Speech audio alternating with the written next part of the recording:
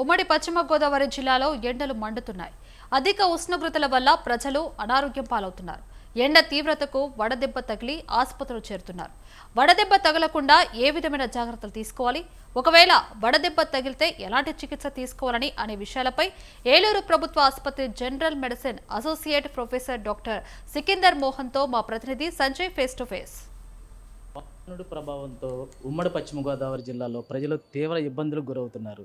అయితే ఈ ఎండ తీవ్రతను తట్టుకోలేక ప్రజలు అతలాకుతలం అయ్యే పరిస్థితి నెలకొంది. మనం ఇప్పుడు ప్రజలు ఏ విధమైన చర్యలు తీసుకోవాలి, వారు ఏ విధమైన జాగ్రత్తలు తీసుకోవాలి, ఈ ఎండ దెబ్బను నివారించడానికి ఎటువంటి చర్యలు తీసుకోవాలని చెప్పి మనతో పాటు ప్రభుత్వ ఆసుపత్రి డాక్టర్ సికింద్ర మోహన్ గారు ఉన్నారు.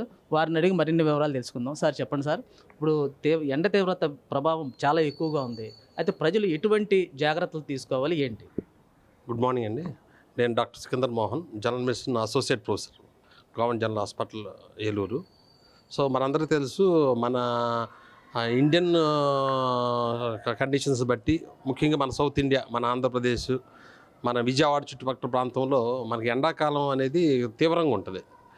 అలాగే చుట్టుపక్కన సీ బెల్ట్ ఉండటం వల్ల హ్యూమిడిటీ కూడా ఎక్కువ ఉంటుంది అనమాట. అంటే ఆటోమేటిక్గా వాటర్లో తేమ శాతం కూడా బాగా ఎక్కువ ఉంటుంది. సో ఆటోమేటిక్గా మనకి హీట్ పర్సెప్షన్ కూడా మనకి ఎక్కువ తెలుస్తూ ఉంటుంది అనమాట. అంటే యాక్చువల్ ఉన్న టెంపరేచర్ మీద ఈ ఎవాపరేషన్, బాడీలో స్వెట్ ఎవాపరేట్ అవ్వటం వల్ల ఎక్కువ హీట్ రిలేటెడ్గా మనకి ఎఫెక్ట్స్ ఎక్కువ కనపడుతుంటాయి. ఈ క్లైమేట్లో ఎక్కువ టెంపరేచర్ బాగా ఎక్కువ ఉండటం, హ్యూమిడిటీ ఉండటం వలన. సో ఆటోమేటిక్గా అదే హైదరాబాద్ లాంటి ఏరియా పొడిగా ఉంటుంది కాబట్టి అది కొంత అంత మనకి హీట్ అనిపించదు ఆ ఏరియాలో. సో మన ఈ ఏరియాలో ఏంటంటే ఆటోమేటిక్గా ఎక్కువ హీట్కి ఎక్స్పోజ్ ఇవి హ్యూమిడిటీ వలన డిఫరెంట్ ప్రాబ్లమ్స్ వస్తూ ఉంటాయి.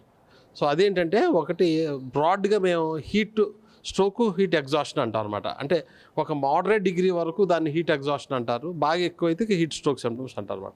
ఏమవుతుందంటే ఆ సిమ్టమ్స్ వాళ్ళకి ఎలా ఉంటాయంటే, ఫర్ ఎగ్జాంపుల్ పొలాల్లో పనిచేస్తూ ఉంటారు. ఆ ఎండాకాలం పొలాల్లో పాపం పనిచేస్తూ ఉండే వాళ్ళు ఏముందంటే ఒక 1 వరకు పనిచేసే వాటికి ఆ హీట్ వలన సో ఆటోమేటిక్ తెలియదు, వాళ్ళు వర్క్ చేసుకుంటూ వాటర్ కూడా తీసుకోరు అనమాట. ఎప్పుడైతే వాటర్ డెఫిషియన్సీగా ఆ హీట్ దాని ఉండేపాటికి ఇక వాడి కొంచెం ఆల్టర్డ్ బిహేవియర్ లాగా, అంటే కొంచెం హెడేక్ రావటం, కొంచెం సరిగ్గా బిహేవ్ చేయకపోవటం, వాటర్ తీసుకోపోవటం అలా ఉండగానే వెంటనే వాళ్ళు మా గవర్నమెంట్ హాస్పిటల్ తీసుకొస్తే వాళ్ళని వాళ్ళ యొక్క స్టేటస్ని బట్టి చూసుకొని వెంటనే కూలింగ్, ఆ కూల్ వాటర్తో అంత కూల్ బ్లాంకెట్స్ అంత చేయటం. ఇక తర్వాత ఐవీ ఫ్లూయిడ్స్, ఒక్కొక్కసారి గ్యాస్ట్రిక్ లవేజ్లు కూడా చేస్తాం. బాగా సివియర్గా ఉందంటే ఐస్డ్ వాటర్తో గ్యాస్ట్రిక్ లవేజ్లు ఇట్లాంటివి కూడా చేసుకొని వాళ్ళు స్టెబిలైజ్ చేసుకుంటాం. ఇక తర్వాత హీట్ ఎగ్జాషన్ వాళ్ళు ఏంటంటే వాళ్ళు ఎక్కువ స్వెట్టింగ్ ఉంటుంది. ఈ హీట్ స్ట్రోక్ వల్ల ఏమో బాగా డ్రైగా ఉంటుంది బాడీ, వీళ్ళేమో ఎక్కువ చెమటలు పట్టేసేసి ఎగ్జాస్టెడ్గా ఉంటారు. సో వాళ్ళని కూడా వెంటనే ఐవీ ఫ్లూయిడ్స్, బేసిక్గా ఏంటంటే ఐవీ ఫ్లూయిడ్స్ మెయిన్గా పెట్టుకోవాలి. పొలాల్లో పనిచేసే వాళ్ళు కానీ అవుట్డోర్ యాక్టివిటీ ఉన్న వాళ్ళు మ్యాక్సిమం మార్నింగ్ టైంలోనే అవగొట్టుకోవడం, లేకపోతే ఈవినింగ్స్ ఆ సన్కి ఎక్స్పోజ్ అవ్వటం వల్ల ఏమవుతుందంటే ఆ వాటర్ డిహైడ్రేషన్ వల్ల ఆల్టర్డ్ బిహేవియర్ లాగా వెళ్ళిపోయి హీట్ స్ట్రోక్, హీట్ ఎగ్జాస్ట్కి వెళ్ళే అవకాశం ఉందన్నమాట. అయితే మనం చూసుకుంటున్నాం సార్, ఇప్పుడు ఈ ప్రాబ్లమ్స్ని మనం ఎదుర్కోవడానికి ప్రజలు ఏ విధంగా అప్రమత్తంగా ఉండాలి, వారు ఎటువంటి జాగ్రత్తలు తీసుకోవాలి? అవును. సో ఫస్ట్ జాగ్రత్తలు ఏంటంటే ఈ సమ్మర్లో ఎక్కువ పిల్లల్ని కానీ వాళ్ళందరినీ అవుట్డోర్ యాక్టివిటీ ఎక్కువ లేకుండా మార్నింగ్సే ఏదైనా పని పెట్టుకున్నా ఎర్లీ మార్నింగే పని పెట్టుకుని ఎర్లీ మార్నింగ్ అవగొట్టి చూసుకోవాలి, లేకపోతే ఈవినింగ్స్ ఆ సన్ ఎక్స్పోజర్ అనేది అవాయిడ్ చేయాలి. ఇంకొకటి క్లోతింగ్ కూడా అనమాట, లైట్ కలర్డ్ కాటన్ క్లోత్స్, అంటే బ్రేతబుల్ మన ఈ స్వెట్ అంతా కూడా, స్వేదం అంతా కూడా ఎవాపరేట్ అయ్యి కూలింగ్ ఇస్తూ ఉంటుంది బాడీకి. So light coloured clothes, cotton clothes వాడుకుంటూ ఉండాలి. తర్వాత వాటర్ కూడా అంతే, వాటర్ కూడా విధిగా వాటర్ ఎప్పటికప్పుడు మనం రీహైడ్రేట్ చేసుకుంటుండాలి. బయటకు వెళ్తున్నప్పుడు తప్పగా అయితే ఒక వాటర్ బాటిల్ పట్టుకెళ్ళటం అనేది ఒక హ్యాబిట్లో పెట్టుకుని వాటర్ తాగటం అలా చేస్తూ ఉండమాట. ఇక ఫ్లూయిడ్స్ మనం రిప్లేస్ చేసుకోవాలి, ఆ సన్ ఎక్స్పోజర్ని అవాయిడ్ చేసుకోవాలి, అది మెయిన్. అయితే ఇప్పుడు చిన్నపిల్లలకు కానీ పెద్దవాళ్ళకి కానీ వడదెబ్బ తగిలితే ఇమీడియట్లీగా పక్కన ఉన్న వాళ్ళు ఏ విధమైన యాక్షన్ తీసుకోవాలి, వాళ్ళు ఏ విధమైన అత్యవసరంగా వాళ్ళు ప్రథమ చికిత్స చేయాలి? అదే మీకు ఎవరికైనా వడదెబ్బలు తెలిసిందంటే ఆటోమేటిక్ తెలుస్తుంది. ఎలాగో వాళ్ళు ఎండకి ఎక్స్పోజ్ అయ్యి వచ్చి ఉంటారు.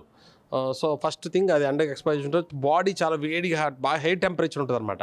సో వాళ్ళని వెంటనే మన దగ్గర ఏదైనా బ్లాంకెట్స్ కూలింగ్ తడిగొడ్డ క్లాత్ని చల్లటి వాటర్లో పెట్టేసేసి ఆ బాడీ అంతా చుట్టేసేసి కూల్ వాటర్తో బాడీని అంతా కూల్ చేస్తూ ఉంటుంటే అది చాలా బెటర్గా ఉంటుంది.